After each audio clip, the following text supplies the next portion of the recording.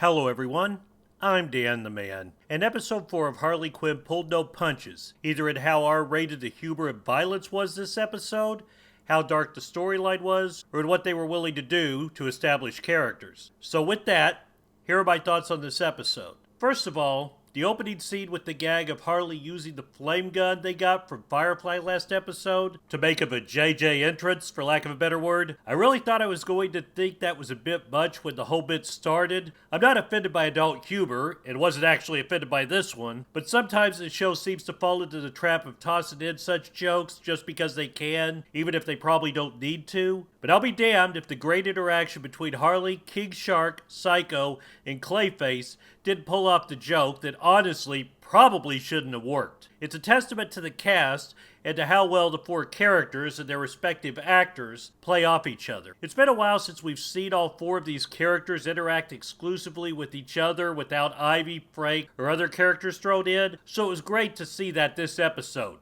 I missed it. We get a fun guest star for the B-plot with Ivy and Kite Man's wedding in the form of Condiment King. For anyone who may not be familiar with him, although given most of the audience for this show, it seems most probably were familiar with him, or at least were familiar with Batman the Animated Series, because Condiment King is a Batman villain that was originally created as one of the joke characters in Batman the Animated Series, but was later also incorporated into the comic books. He's pretty much always used as a joke, but he was an inspired choice to be Kite Man's nemesis, as he's one of the few Batman villains taken even less seriously than Kite Man. Speaking of Kite Man, I like the interplay with Ivy and Kite Man.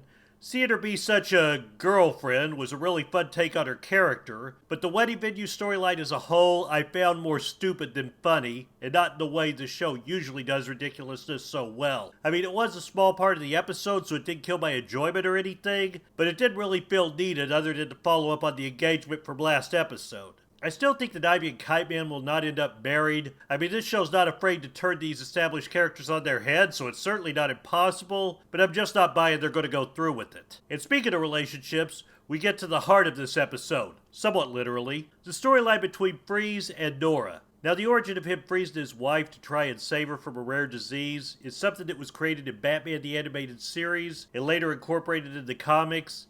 It took Freeze from being just a silly, eye-centric villain to one of the Batman's most poignant villains. Along with Harley Quinn, that may be one of the two biggest contributions that the show has given to the overall Batman mythos. The dinner scene was some dark humor, which was not a bad thing, it is what this show does best, but they definitely went for some dark humor. Then they threw a 180 that this show is known for and made us care if Freeze's wife Nora lived or died. And they did something that I didn't think anyone was ever going to do yet. They cured Nora. Although if there is a case in the comics of this happening, even if it's an imaginary story, feel free to tell me in the comments, but I don't remember reading a story like that. Killing Mr. Freeze was not as surprising now. I mean, after Scarecrow and Penguin were killed off, I'd be surprised if they didn't kill him off. I'm still somewhat surprised the Riddler's still alive. I don't know who Harley and her crew will go against if they get it to a third season, the way her enemies are being killed off, but I love that they threw a twist of making it a tragic and bittersweet ending. That was a nice touch. So it's now only Two-Face and Bane left from the Injustice League. I'm looking forward to Harley facing off with them, as Two-Face is my favorite Batman villain in the comics, and Bane is just awesome on the show. Harley better not kill him. Then the show will have officially gone too far. But it looks like we might get a break from Harley battling her enemies, as the next episode will be titled Batman's Backman. So I think we can guess what that will be about. It'll be about Damian Wayne assuming the role of Batman. Okay, it probably won't actually be about that. It'll probably be about Batman coming back. It definitely should be an episode to miss, and I'll be back next week for my thoughts on that. Thanks for watching. If you like this video, be sure to like, comment, subscribe, and share the video. I'm Dan the Man, and I'll see you next time.